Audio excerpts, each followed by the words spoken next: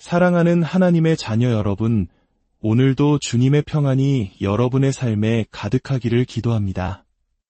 우리는 왜 기도해야 할까요? 분주한 일상 속에서 잠시 멈추어 드리는 기도가 우리의 삶과 세상에 과연 어떤 의미를 가지는 것일까요?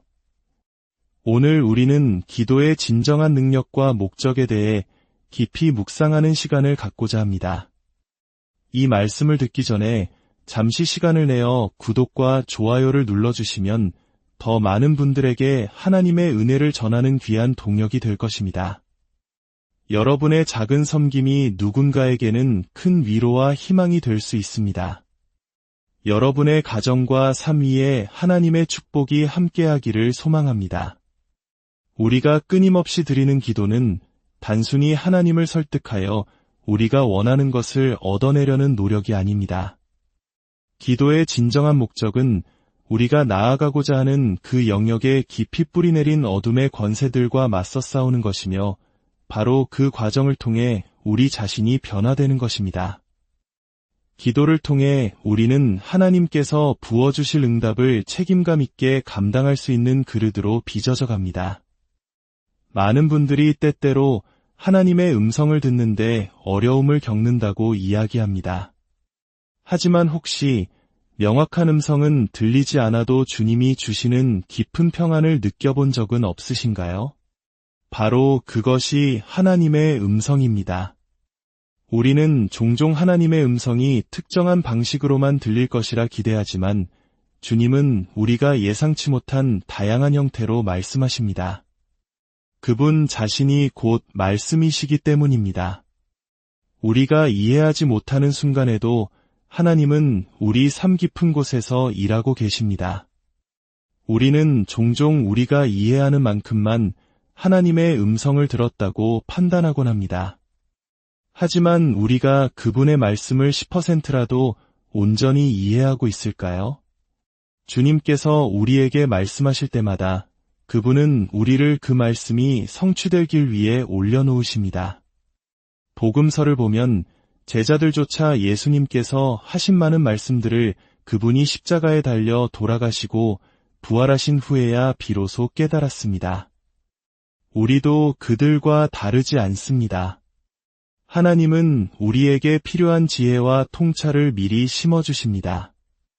예를 들어 당신이 한 사업체의 대표라고 가정해 봅시다.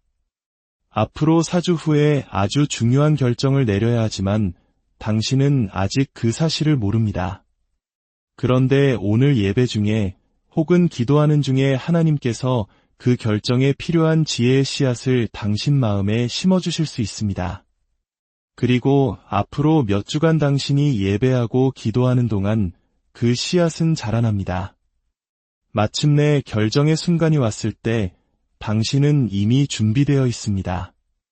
이것은 당신이 똑똑해서가 아니라 하나님께서 당신을 미리 준비시키셨기 때문입니다. 이처럼 하나님은 우리가 그분의 음성을 듣도록 창조하셨을 뿐만 아니라 우리의 기도를 통해 그분의 마음에 영향을 미치도록 우리를 설계하셨습니다. 이것이 바로 우리가 하나님의 동역자로 부름받았다는 사실의 핵심입니다. 하나님은 우리를 로봇으로 만들지 않으셨습니다. 그분은 우리가 자발적인 순종을 통해 그분의 뜻에 동참하고 우리의 마음과 생각이 그분의 꿈과 일치하도록 재조정되기를 원하십니다. 예수님께서는 우리에게 뜻이 하늘에서 이루어진 것 같이 땅에서도 이루어지이다 라고 기도하라고 가르치셨습니다. 만약 이 기도가 단지 우리를 바쁘게 만들고 긍정적인 생각을 유지하게 할 뿐 아무것도 이루어지지 않을 기도였다면 주님께서 이 기도를 가르치셨을까요? 아닙니다. 이 기도는 우리를 하나님의 위대한 꿈에 연결하고 그분의 일하심에 동참하게 하는 통로입니다. 요한복음 16장에는 놀라운 약속이 있습니다. 예수님은 요한복음 14, 15, 16장 3장에 걸쳐 무려 4번이나 무엇이든지 원하는 대로 구하라 그리하면 이루리라고 말씀하십니다. 이는 우리가 이기적인 욕심을 채우라는 초대가 아닙니다. 이것은 우리가 죽고 온전히 그분의 마음을 품게 될 때까지 나아가라는 초대입니다. 그럴 때 우리는 끊임없이 기도 응답을 경험하며 그로 인해 오는 충만한 기쁨을 누리게 됩니다. 하나님은 우리를 넘치는 기쁨을 누릴 수 있는 존재로 설계하셨습니다. 그리고 그 기쁨을 온전히 누리는 길은 바로 기도의 응답을 통해서라고 말씀하십니다. 요한복음 16장 24절은 구하라 그리하면 받으리니 너희 기쁨이 충만하리라고 약속합니다. 이것이 바로 영적인 원리입니다. 기도하고 응답받고 그 결과로 기쁨이 충만해지는 것. 이것이 하나님께서 우리를 위해 디자인하신 삶입니다. 잠언 13장 12절은 소망이 더디 이루어지면 그것이 마음을 상하게 하거니와 소원이 이루어지는 것은 곧 생명나무니라고 말합니다. 성도의 삶에서 소원이 어떻게 이루어집니까? 바로 기도를 통해서입니다. 하나님과의 만남을 통해 일어나는 응답과 꿈의 성취가 바로 우리 영혼의 생명나무가 되는 것입니다. 문제는 우리가 기도 응답을 받지 못하고 있을 때 발생합니다. 우리는 종종 양심의 가책을 덜기 위해 기도하지만 세상을 변화시킬 만큼 충분히 기도하지는 않습니다. 예를 들어 나라와 정부를 위해 기도해야 한다는 부담감을 느낄 때 우리는 기도하는 대신 비판과 불평을 쏟아냄으로써 그 압박감을 해소하려 합니다. 그러나 그 압박감은 사실 우리를 하나님의 보좌 앞으로 나아가 세상을 바꾸도록 초대하는 거룩한 부르심이었습니다. 만약 기도 응답을 통해 기쁨을 얻지 못한다면 우리는 기도라는 행위 자체에서 기쁨을 찾으려 하게 됩니다. 기도의 훈련 자체를 기뻐하는 것, 이것은 곧 능력 없는 종교의 시작입니다. 내용이 아닌 형식만을 기념하게 되는 것입니다. 우리는 우리 주변에서 하나님의 역사가 일어나는 것을 보도록 창조되었습니다. 우리는 이 땅에 보냄받은 하늘나라의 대사들입니다. 대사는 파견된 나라가 아닌 자신이 속한 본국의 법과 공급에 따라 살아갑니다. 우리의 가정이, 우리의 직장이, 우리가 발딛고 서 있는 모든 곳이 하나님의 통치가 임하는 작은 하늘나라, 즉 대사관이 되어야 합니다. 우리가 기도할 때 우리는 사람들의 삶에 영원한 하나님의 목적을 새기는 결정을 내리는 것입니다. 사도행전은 성경에서 시편 다음으로 기도라는 단어가 가장 많이 등장하는 책입니다.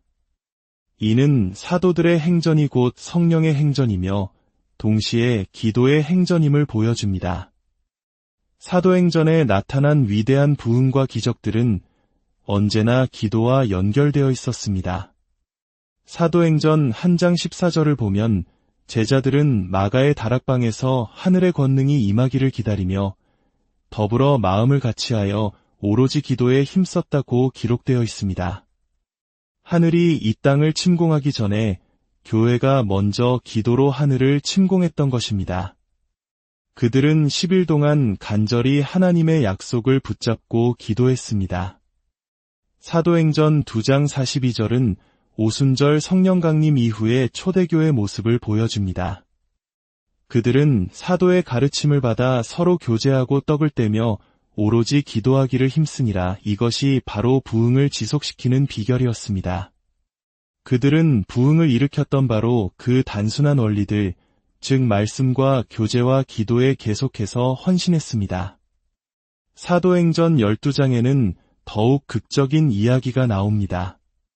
헤롯 왕이 교회 지도자들을 박해하기 시작합니다. 그는 요한의 형제 야고보를 칼로 죽입니다. 이 일이 유대인들을 기쁘게 하는 것을 보고 그는 베드로마저 잡아 옥에 가둡니다. 그런데 5절에 중요한 구절이 나옵니다. 이에 베드로는 옥에 갇혔고 교회는 그를 위하여 간절히 하나님께 기도하더라. 그 결과는 놀라웠습니다. 천사가 나타나 베드로를 감옥에서 이끌어냅니다. 야고보는 순교했지만 베드로는 살아남았습니다. 이 둘의 운명을 가른 결정적인 차이는 무엇이었을까요? 바로 교회의 간절한 기도였습니다. 어떤 이들은 야고보의 순교가 하나님의 뜻이었다고 말할지도 모릅니다. 하지만 그것은 기도가 부재했을 때의 이야기일 수 있습니다. 기도가 없을 때 악한 세력의 뜻이 관철될 수 있습니다. 그러나 교회가 간절히 기도했을 때 하나님의 뜻은 다른 방식으로 나타났습니다. 간절한 기도는 무엇을 의미할까요?